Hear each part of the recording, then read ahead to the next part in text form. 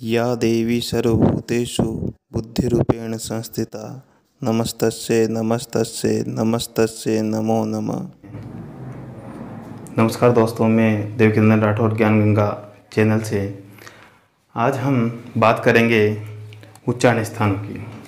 देखिए, जब ध्वनि उत्पन्न होती है तो ध्वनि उत्पन्न जिस स्थान से होती है उस स्थान को हम उच्चारण स्थान कहते हैं।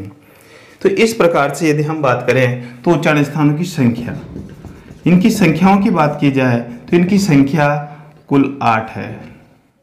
वैसे 7 भी मानी जाती है। और हम बात करें कि जो ये 8 जो बताई है, पाणिनि शिक्षा के अनुसार ये 8 बताए गए। इसके बाद में हम बात करें, वैसे सामान्यतः हम मानते हैं कि 7 उच्चारण स्थान होते हैं, परंतु यदि ऑप्शन आ जाता है 7 8 दोनों 7 आ जाते हैं तो फिर हमें 8 लगाने हैं। इसके अलावा साथ में यदि हम बात करें कि कभी कभी यदि ऑप्शन में 8 और 7 नहीं हो तो फिर हमें 11 भी उच्चारण स्थान लगाने पड़ सकते हैं। इसलिए पहली विशेषता पहले नंबर पर यह होना चाहिए, दूसरे नंबर पर ये और तीसरे नंबर पर 11। यदि आपके पास 8 और 7 और 11 तीनों ही ऑप्शन में है तो हमें यहाँ पर 8 लगाने हैं। यदि 8 नहीं है तो फिर 7 लगाने हैं, और यदि 8 और 7 दोनों ही नहीं है तो हमें 11 लगाने हैं। अब हम बात करते हैं कि उच्चारण स्थान 8 कौन कौन से हैं। तो नंबर 1 होता है वक्ष स्थल। वक्ष स्थल के लिए सूत्र का प्रयोग किया जाता है उर। इसके अंतर्गत क्या कहा गया है कि जो ह है, ह, इस ह का उच्चारण स्थान कंठ न होकर वक्ष स्थल होता है, परंतु ये कुछ विशेष परिस्थितियों में होती है। यदि ह का उच्चारण यदि अंतस्थ वर्ण या पंचम वर्णों के साथ होता है तो फिर वहां पर ह का उच्चारण स्थान वक्ष स्थल होता है। तो देख, जैसे ह व, ह म, तो इस तरीके से जो वर्ण लिखे हुए होते हैं तो वहां पर ह का उच्चारण स्थान क्या होता है, वक्ष स्थल होता है।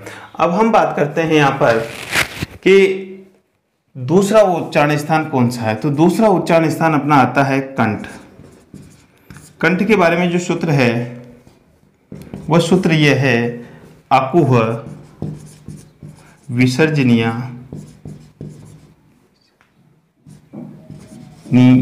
नाम कंठ। तो देखिए, ये जो सूत्र है, इस सूत्र में सारे वर्ण हमें दिए हुए हैं, स्पष्ट वर्णों का उल्लेख किया गया है कि अ का मतलब यहाँ पर तीनों प्रकार के अ से हैं। जैसे अ, आ प्लस और होता है अ।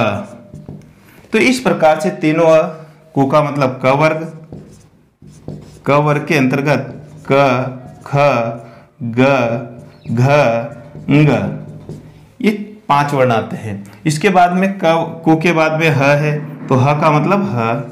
फिर उसके बाद में विसर्जनीय, विसर्जनीय का मतलब है विसर्ग, तो ये विसर्ग, तो विसर्ग जो होगी इसका उच्चारण स्थान भी क्या होगा, कंठ। तो हम बात करें कि कंठ के अंतर्गत या कंठ किन किन वर्णों का उच्चारण स्थान होता है, तो अ, आ, क वर्ग, क, ख, ग, घ, ङ, उसी प्रकार ह और विसर्ग, इस प्रकार से यहाँ पर इनका उच्चारण स्थान कंठ होगा। 2 हो गए। तीसरे की बात करें हम, तालु। इसका सूत्र है ई चू ये सा नाम तालु।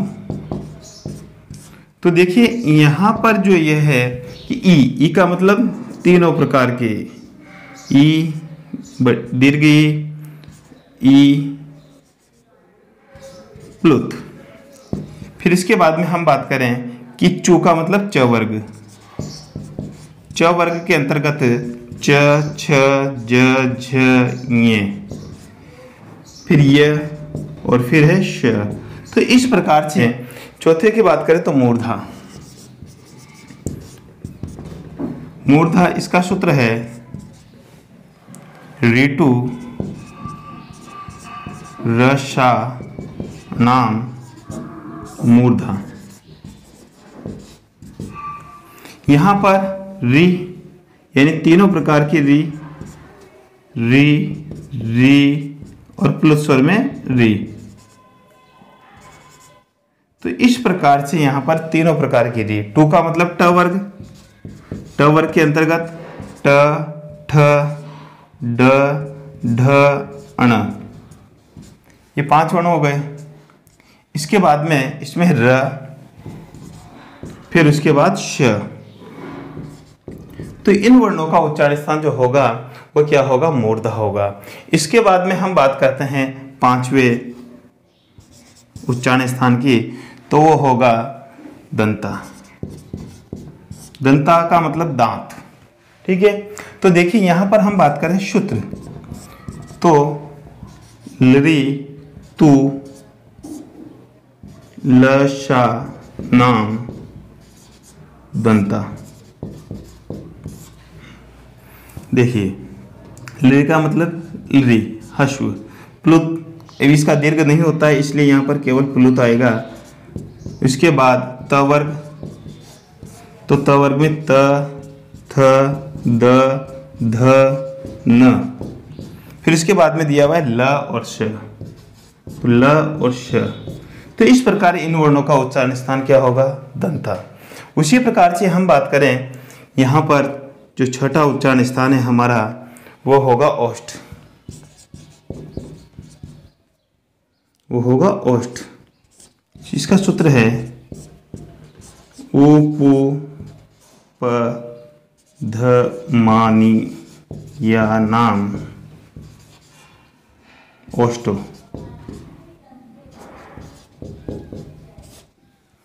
अब देखिए यहां पर यदि हम बात करते हैं कि यहां पर एक विशेषता थोड़ा सा ध्यान रखना है हमें कि यहां पर देखिए हमने सब में जितने भी वर्ग हैं उनमें छोटे ऊ की मात्रा लगी हुई है, परंतु यहां पर पू एक तो छोटा है, एक तो ऊ, एक ऊ, एक ऊ, इस प्रकार से तीनों ऊ हो गए। और यहाँ पर पू का मतलब छोटा ऊ और एक ऊ है इसमें उप का, यानी इस प्रकार से यहाँ पर दीर्घ संधि का विधान हो रहा है। अब देखिए तो पू का मतलब प वर्ग, प वर्ग के अंतर्गत आते हैं अपने प, फ, ब, भ, म। तो प वर्ग के अंतर्गत प, फ, ब, भ, म, इस प्रकार से इन वर्णों होंगे।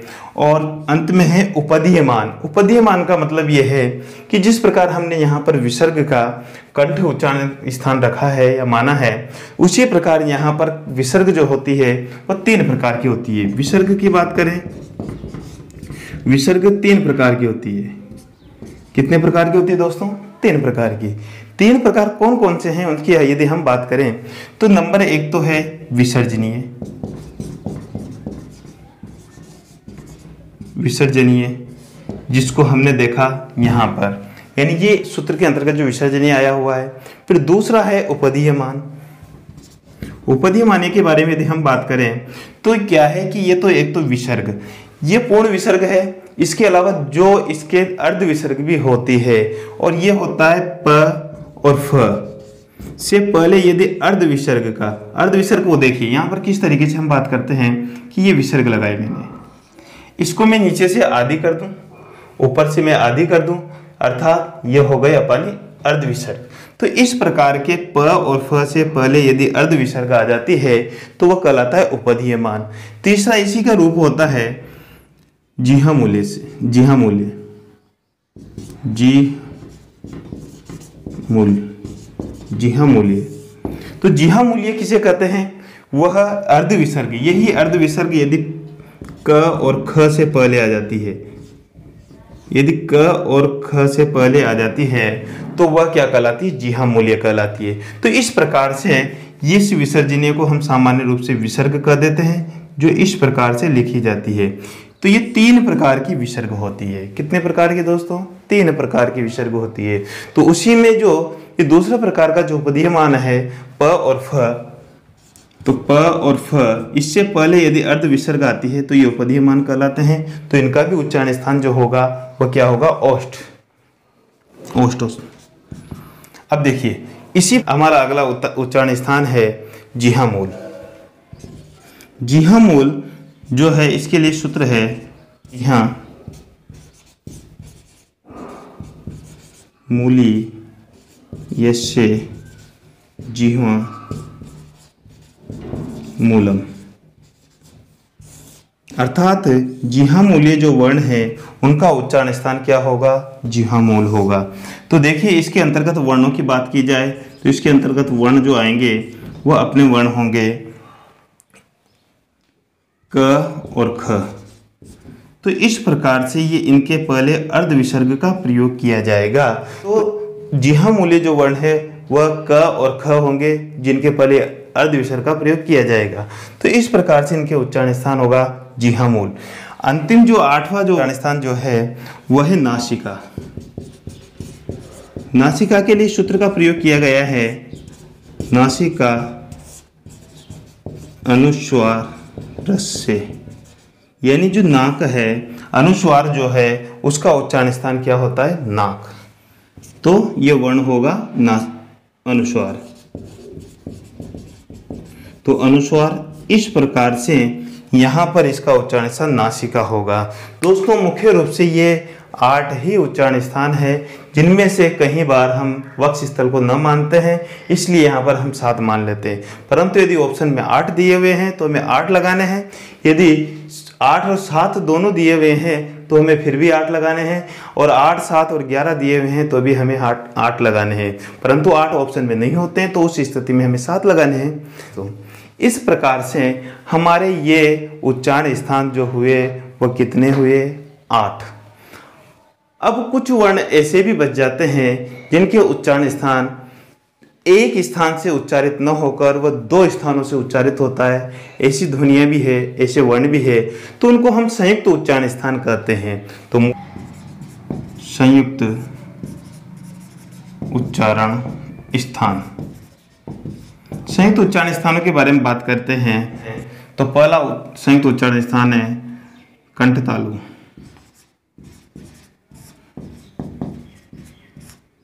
इसका सूत्र है ए दे तो कंठ तालु। तो देखिए इसके अंतर्गत क्या है कि कुछ वर्ण ऐसे हैं जिनका उच्चारण स्थान कंठ और तालु। तो वो वर्ण कौन कौन से हैं? वर्णों की बात करें तो वे ए और ऐ। इसके पीछे कारण देखिए, क्योंकि आपने गुण संधि पढ़ी होगी। गुण संधि जब यदि पढ़ी होगी तो अ प्लस ई बराबर ए होता है। तो अ का उच्चारण स्थान क्या होता है? हमने अभी पढ़ा था।